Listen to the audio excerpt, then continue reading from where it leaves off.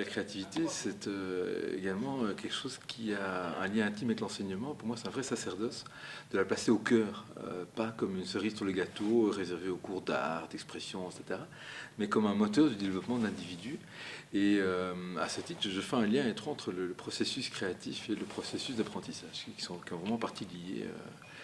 C'est une compétence transversale, comme on dit. Alors, les gens sont actifs du début à la fin. Je parle de leurs questions, c'est ce qui est sur le panneau ici, pour vraiment que ça réponde à leurs attentes. Je parle aussi du cas concret. Je dis, tiens, voilà, il y a des situations dans lesquelles on est coincé, on ne trouve pas de solution ni par l'expérience, ni par le raisonnement logique. On a besoin d'être créatif. Comment est-ce qu'on fait? Et on suit grosso modo quatre étapes. L'étape de l'explorateur, où on va oublier tout ce qu'on sait en prenant un chapeau blanc, comme ça, en allant vers l'inconnu et en posant la question de manière plus large que ce qu'on la pose d'habitude. Et puis on va chercher des réponses tous azimuts, comme ça c'est le chapeau classique du créatif, comme ça il va faire le fou, sortir du cadre, imaginer des réponses très nombreuses, très variées, parfois qui sont complètement inconvenantes par rapport à une certaine norme, etc. Mais il ne va pas se donner de limites. Il va imaginer aussi tous les possibles sans limites financières, matérielles, humaines, etc.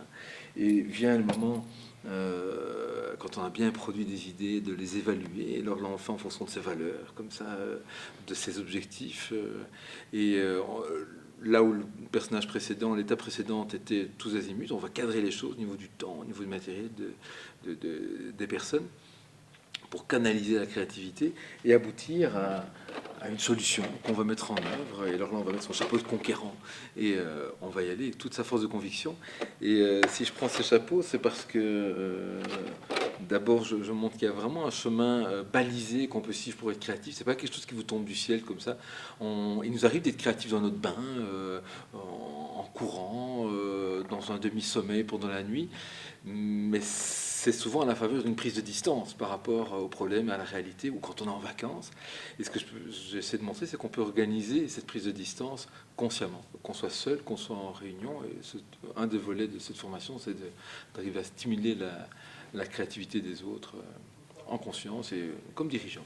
Je me percevais comme quelqu'un de créatif, mais je n'avais pas pris la mesure de ce que je pouvais en faire dans mon école. Et je trouve que cette formation m'a aidé à ça. Formation très concrète, en petits groupes, un atelier très ludique apparemment. Très ludique, beaucoup d'activités courtes, mais qui reviennent régulièrement sur certains concepts théoriques, ce qui fait que progressivement, on se les approprie sans avoir l'impression d'en faire des tonnes. Moi, je ne pensais pas du tout artiste ni créative et j'ai découvert que je l'étais. Donc, c'était très intéressant. C'est vrai que passer de la théorie à la pratique avec des petits exercices très ludiques et qui nous mettaient dans une situation de co-construction, ce que j'aime beaucoup, et qui a boosté un peu notre énergie pour retourner dans les écoles. C'est une ouverture. C'est une ouverture, ça nous permet de développer notre imagination, mais aussi de découvrir d'autres façons de faire, d'autres façons d'animer. Oui, c'est ça, vraiment ça.